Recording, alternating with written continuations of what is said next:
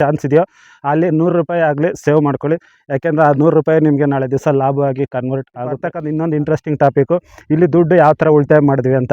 ಈಗ ನಿಮಗೆ ಗೊತ್ತಿರುತ್ತೆ, 1 ಎಕರೆ ಮಲ್ಚಿಂಗ್ ಪೇಪರ್ ಹಾಕೋದಕ್ಕೆ ಲೇಬರ್ ಚಾರ್ಜ್ ಬಂದು 6,500 ಅಂತ ಹೇಳ್ತಾರೆ. 6,500 ಅಂದರೆ ಅವ್ರ ಮಿನಿಮಮ್ ಚಾರ್ಜು.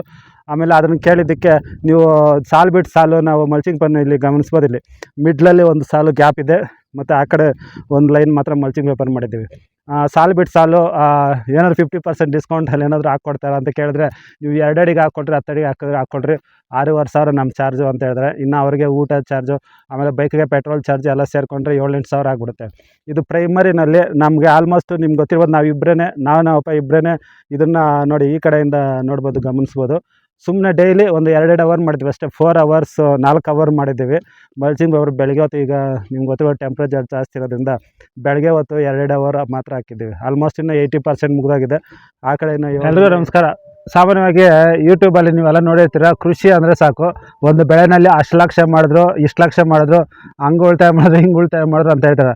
ಬರೀ ಕೃಷಿನಲ್ಲಿ ಬೆಳೆ ಮಾಡಿದ್ಮೇಲೆ ಅದು ಲಕ್ಷ ಆಗುತ್ತೋ 1000 ಆಗುತ್ತೋ, ಬಂಡವಾಳ ಬರುತ್ತೋ ಅಥವಾ ಬರೋದಿಲ್ವೋ, ಅದು ಬೇರೆ ಲೆಕ್ಕಕ್ಕೆ ಬಿಡೋಣ. ಈಗ ಸದ್ಯಕ್ಕೆ ಕೃಷಿನಲ್ಲಿ ನಾವು ಫಸ್ಟು ಲಾಭ ಬರೋದಕ್ಕೆ ಮುಂಚೆನೇ ಉಳಿತಾಯ ಹೇಗೆ ಮಾಡಬೇಕು ಅಂತ ಇದು ನನಗೆ ಅನುಭವದಲ್ಲಿ ಆಗಿರ್ತಕ್ಕಂಥದ್ದು ಹೇಳೋದು. ಇನ್ನೇನು ನಾನೇನು ಬೇರೆ ಕಡೆಯಿಂದ ತಗೊಂಡು ಹೇಳ್ತಾ ಇಲ್ಲ. ಕೃಷಿನಲ್ಲಿ ಬೆಳೆ ಹಾಕೋದಕ್ಕೆ ಮುಂಚೆ ಅಥವಾ ಬೆಳೆ ಹಾಕಿದ ನಂತರ ಯಾವ್ಯಾವ ಥರ ಎಲ್ಲ ಉಳಿತಾಯ ಮಾಡಿದ್ರೆ ನಮಗೆ ಲಾಸ್ಟಲ್ಲಿ ಅದು ಲಾಭ ಆಗಿ ಕನ್ವರ್ಟ್ ಆಗುತ್ತೆ ಅನ್ನೋದ್ರ ಬಗ್ಗೆ ಒಂದೆರಡು ಮಾತು ಮಾತಾಡೋಣ. ಯಾಕೆಂದರೆ ಈಗ ನೋಡ್ಬೋದು, ನೀವು ಈ ಕಡೆ ಬಲಗಡೆ ಏನು ನೋಡ್ತಾ ಇದ್ದೀರೋ ಅದು ಮಲ್ಚಿಂಗ್ ಪೇಪರ್ ಹಾಕ್ತಾ ಇರೋದು. ಸಾಮಾನ್ಯವಾಗಿ ಮಲ್ಚಿಂಗ್ ಪೇಪರ್ ಹಾಕೋದ್ರಿಂದನೂ ಒಂದು 2-3 ಇಂಟ್ರೆಸ್ಟಿಂಗ್ ಟಾಪಿಕ್ ಇದೆ. ಅದನ್ನು ನೀವು ನೋಡಿದ್ರೆ ನಗದ್ಬಿಡ್ತೀರ. ಏನಿಲ್ಲ, ಫಸ್ಟು ನಾವು ಮಲ್ಚಿಂಗ್ ಪೇಪರ್ ಬೆಡ್ ಮಾಡಿದ್ದು ಬೀನ್ಸ್ ಮಾಡಬೇಕಂತ ನಿಮ್ಗೆ ಗೊತ್ತಿರ್ಬೋದು. ಈಗ ಬೇಸಿಗೆನಲ್ಲಿ ಬೆಳೆ ಮಾಡೋದು ಬೀನ್ಸು ತುಂಬ ಕಷ್ಟಪಟ್ಟು ಬೆಳೆ ಮಾಡಿದ್ರೆ 100% ರೇಟ್ ಇದ್ದೇ ಇರುತ್ತೆ. ಫಸ್ಟು ಮಾಡಿದ್ದು ಬೀನ್ಸ್ಗೆ ಅಂತ ಬೆಡ್ ಮಾಡಿದ್ದು. ಆಮೇಲೆ ಬೀನ್ಸ್ ಮಾಡೋದು ಬೇಸಿಗೆನಲ್ಲಿ ಕಷ್ಟ ಅಂಥೇಳಿ ನೆಕ್ಸ್ಟು ಸೇವಂತಿ ಮಾಡೋಣ ಅಂತ ನೋಡಿದ್ರಿ. ಮತ್ತು ಈಗ ಸೇವಂತಿ ಮಾಡಿದ್ರೆ ನಿಮ್ಗೆ ಗೊತ್ತಿರ್ಬೋದು, ಫೆಬ್ರವರಿ ಮಾರ್ಚ್ ಮೇಲೆ ಸೇವಂತಿ ಮಾಡಿದ್ರೆ ನಮಗೆ ಆಲ್ಮೋಸ್ಟ್ 4 ತಿಂಗಳು ಮೇಲೆ ಆಗಿಬಿಡುತ್ತೆ. ಈಗ ಗಣೇಶನ ಹಬ್ಬಕ್ಕೆ ಹೂವು ಬರೋದು ಈಗ, ಅದರಿಂದ ಇವಾಗ ಅದನ್ನು ಸೇವಂತಿನೂ ಕ್ಯಾನ್ಸಲ್ ಆಗಿ ಫೈನಲ್ಗೆ ಬಂದಿರೋದು ಚಿಕ್ಕಡಿ ಗಿಡ ನಾಟಿ ಮಾಡೋಣ ಅಂತ. ಫಸ್ಟು ಬೀನ್ಸ್ಗೆ ಅಂತ ನಾಟಿ ಸಾಲು ಮಾಡಿದಾಗ 4 ಅಡಿಗೆ ಒಂದು ಬೆಡ್ ಮಾಡಿಸಿದ್ವಿ. ನಿಮಗೆಲ್ಲ ಗೊತ್ತಿರ್ಬೋದು, ಬೀನ್ಸ್ ಬೇಸಿಗೆನಲ್ಲಿ ಹತ್ತತ್ರ ಆಗಿದ್ರೆ ಚೆನ್ನಾಗುತ್ತೆ, ದೂರ ಆಗಿದ್ರೆ ಆಗಲ್ಲ ಅಂದ್ಬಿಟ್ಟು 4 ಅಡಿಗೆ ಒಂದು ಲೈನ್ ಮಾಡಿಸಿದ್ವಿ. ಈಗ ಅದು 4 ಅಡಿಗೆ ಇನ್ನು ಚಿಕ್ಕಡಿ ಗಿಡ ಮಾಡಬೇಕಾದ್ರೆ ಡಿಸ್ಟೆನ್ಸ್ ನಮಗೆ 7-8 ಅಡಿ ಇರಬೇಕು. ಯಾಕೆಂದರೆ ಅದು ಸುಮಾರು ಒಂದು 4-5 ತಿಂಗಳು ಹಾರ್ವೆಸ್ಟ್ ಮಾಡ್ಕೋಬೋದು. ಅದು ಚಿಗುರಿ ಕೊಯ್ತಾನೆ ಇರುತ್ತೆ. ಸಾಮಾನ್ಯವಾಗಿ ಬೀನ್ಸಲ್ಲಿ ನಿಮ್ಗೆ ಗೊತ್ತಿರುತ್ತೆ 2-3 ಕೊಯ್ಲಲ್ಲಿ ಲಾಸ್ಟ್ ಆಗಿಬಿಡುತ್ತೆ. ಅದು ಚಿಕ್ಕಡಿಕಾಯಿ ಇದು ಕೃಷಿ ಆಗೋಲ್ಲ. ಕಾಯಿ ಖಾಲಿ ಆಗುತ್ತೆ, ಮತ್ತು ಅದೇ ಹೂಗೊನೆಯಲ್ಲೇ ಮತ್ತೆ ಹೂವು ಚಿಗುರು ಬಂದು ಕಾಯಿ ಬರ್ತಾ ಇರುತ್ತೆ.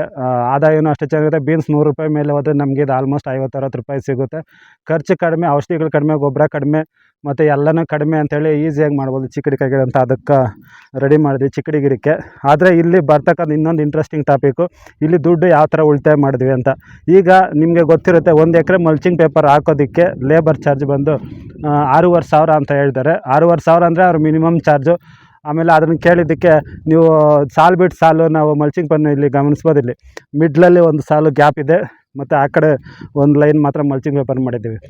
ಸಾಲು ಬಿಟ್ಟು ಸಾಲು ಏನಾದ್ರು 50% ಡಿಸ್ಕೌಂಟಲ್ಲಿ ಏನಾದರೂ ಹಾಕ್ಕೊಡ್ತಾರ ಅಂತ ಕೇಳಿದ್ರೆ, ನೀವು 2 ಅಡಿಗೆ ಹಾಕ್ಕೊಟ್ರಿ 10 ಅಡಿಗೆ ಹಾಕ್ಕೊಡ್ರಿ 6,500 ನಮ್ಮ ಚಾರ್ಜು ಅಂತ ಹೇಳಿದ್ರೆ, ಇನ್ನು ಅವರಿಗೆ ಊಟ ಚಾರ್ಜು ಆಮೇಲೆ ಬೈಕಿಗೆ ಪೆಟ್ರೋಲ್ ಚಾರ್ಜ್ ಎಲ್ಲ ಸೇರಿಕೊಂಡ್ರೆ 7-8 ಸಾವಿರ ಆಗಿಬಿಡುತ್ತೆ. ಇದು ಪ್ರೈಮರಿನಲ್ಲಿ ನಮಗೆ ಆಲ್ಮೋಸ್ಟ್ ನಿಮ್ಗೆ ಗೊತ್ತಿರ್ಬೋದು, ನಾವಪ್ಪ ಇಬ್ಬರೇ ಇದನ್ನು ನೋಡಿ ಈ ಕಡೆಯಿಂದ ನೋಡ್ಬೋದು, ಗಮನಿಸ್ಬೋದು. ಸುಮ್ಮನೆ ಡೈಲಿ ಒಂದು 2 ಅವರ್ ಮಾಡಿದ್ವಿ ಅಷ್ಟೇ. 4 ಅವರ್ಸ್ 4 ಅವರ್ ಮಾಡಿದ್ದೀವಿ ಮಲ್ಚಿಂಗ್ ಪೇಪರ್. ಬೆಳಗ್ಗೆ ಹೊತ್ತು ಈಗ ನಿಮ್ಗೆ ಗೊತ್ತಿರೋ ಟೆಂಪ್ರೇಚರ್ ಜಾಸ್ತಿ ಇರೋದ್ರಿಂದ ಬೆಳಗ್ಗೆ ಹೊತ್ತು 2 ಅವರ್ ಮಾತ್ರ ಹಾಕಿದ್ದೀವಿ. ಆಲ್ಮೋಸ್ಟ್ ಇನ್ನು 80% ಮುಗಿದಾಗಿದೆ. ಆ ಕಡೆ ಇನ್ನು 7-8 ಸಾಲಿದೆ. 7-8 ಸಾಲು ನಾಳೆ ಒಂದು 2-3 ಅವರ್ ಹಾಕ್ಕೊಂಡ್ರೆ ಕೆಲಸ ಮುಗ್ದೋಗ್ಬಿಡುತ್ತೆ. ನೋಡಿದ್ರಲ್ವಾ, ಈಗ ಎಲ್ಲನೂ ಲೇಬರ್ ಕೈಯಲ್ಲೇ ಮಾಡಿಸ್ಬೇಕು ಮತ್ತು ಎಲ್ಲನೂ ಅವರು ಇದು ಏನಂತೀರ ಖರ್ಚುಗಳು ಎಲ್ಲನೂ ನಾವು ಆರಾಮಾಗಿ ಓಡಾಡಿಕೊಂಡು ನಿಂತ್ಕೊಂಡು ಮಾಡಿದ್ರೆ, ಏನು ನಾವು ಓನರ್ಸು ಅಂಥೇಳಿ ನಾವು ಕೆಲಸ ಮಾಡ್ತೀವಿ ಅಂತ ಎಲ್ಲದಕ್ಕೂ ಲೇಬರ್ಗಳು ನಂಬ್ಕೊಂಡ್ರೆ ನಿಮ್ಗೆ ಗೊತ್ತಿರ್ಬೋದು, ಒಂದು ಲೇಡಿ ಲೇಬರ್ಗೆ ಈಗ ₹500 ಚಾರ್ಜ್ ಆಗಿದೆ. ಅವ್ನು ಕರ್ಕೊಬಾರ್ದು ಆಟೋದಕ್ಕೆ ₹1000 ಮತ್ತು ಅವರಿಗೆ 2 ಟೈಮ್ ಊಟ, ಕಾಫಿ, ಬಿಸ್ಕೆಟ್ ಎಲ್ಲ ಕೊಡಬೇಕು.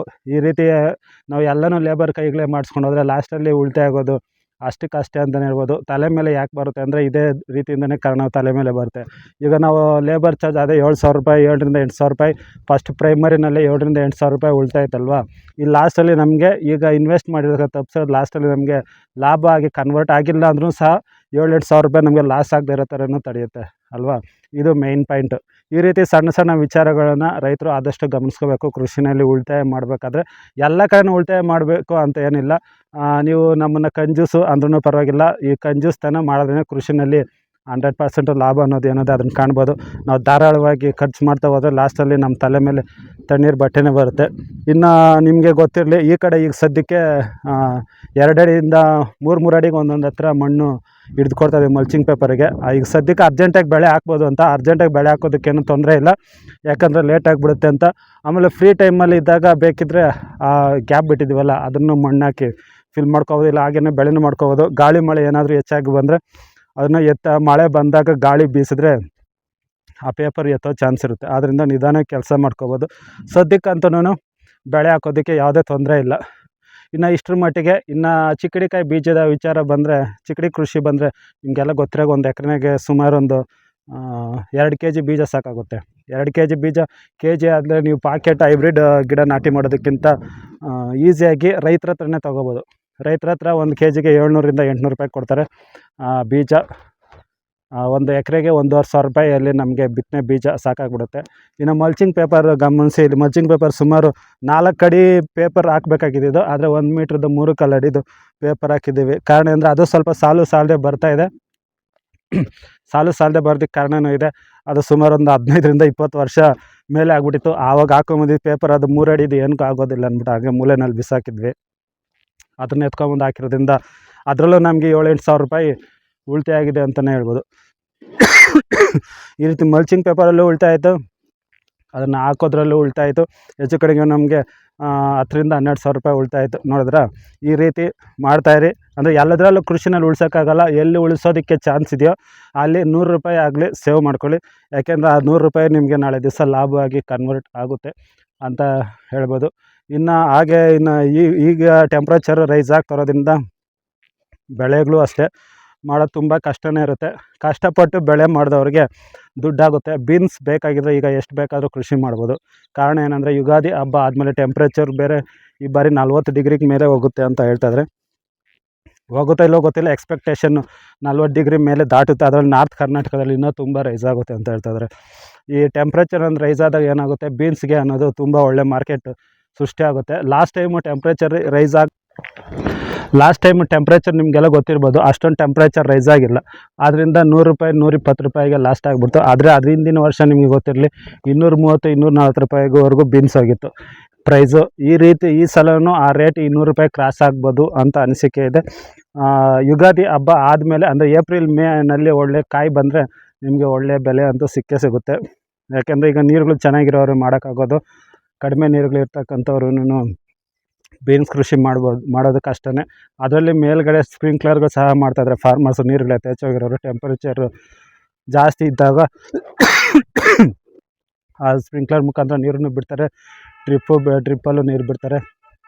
ಈಗ ರೈತರು ಬೆಳೆಗಳು ಮಾಡೋದಕ್ಕೆ ಯಾರಿಗೂ ಹೇಳ್ಕೊಡ್ಬೇಕಾಗಿಲ್ಲ. ಒಬ್ಬೊಬ್ರಿಗಿಂತ ಒಬ್ಬರು ವಿಭಿನ್ನವಾಗಿ ಟ್ರೈ ಮಾಡ್ತಾರೆ ಮತ್ತು ಕೆಲವರು ಸಕ್ಸಸ್ಸು ಕಾಣ್ತಾರೆ ಮತ್ತು ಹೊಸ ಪ್ರಯತ್ನದಲ್ಲಿ ಕೆಲವರು ಫೇಲ್ಯೂರ್ ಕಾಣ್ಬೋದು. ಕೃಷಿನಲ್ಲಿ ಹಾಗೇ ಹೊಸ ಪ್ರಯತ್ನಗಳನ್ನ ಹುಡುಕ್ತಾ ಇರಬೇಕು. ಸಕ್ಸಸ್ಸು ರಿಸಲ್ಟು ಆಮೇಲೆ ಸಿಗುತ್ತೆ ಅಂತಲೇ ಹೇಳ್ಬೋದು. ನೋಡಿದ್ರಲ್ಲ, ಇಷ್ಟೊತ್ತು ನಮ್ಮ ಅನುಭವನ ಇದರಲ್ಲಿ ಹಂಚ್ಕೊಂಡಿದ್ದೀವಿ. ಇದು ಕೆಲವರಿಗೆ ಅನುಕೂಲ ಆಗ್ಬೋದು ಅಥವಾ ಆಗದೇ ಇರ್ಬೋದು. ನಮ್ಮ ತೋಟದಲ್ಲಿ ಏನು ಮಾಡಿದ್ವಿ ಅನ್ನೋದನ್ನು ನಿಮ್ಮ ಜೊತೆಗೆ ಹಂಚ್ಕೊಳ್ತೀನಿ. ಇದೇ ಥರ ಕೃಷಿ ಮಾಹಿತಿಯ ಮತ್ತೊಂದು ವಿಡಿಯೋದಲ್ಲಿ ಭೇಟಿಯಾಗೋಣ. ಅಲ್ಲಿವರೆಗೂ ನಮಸ್ಕಾರ.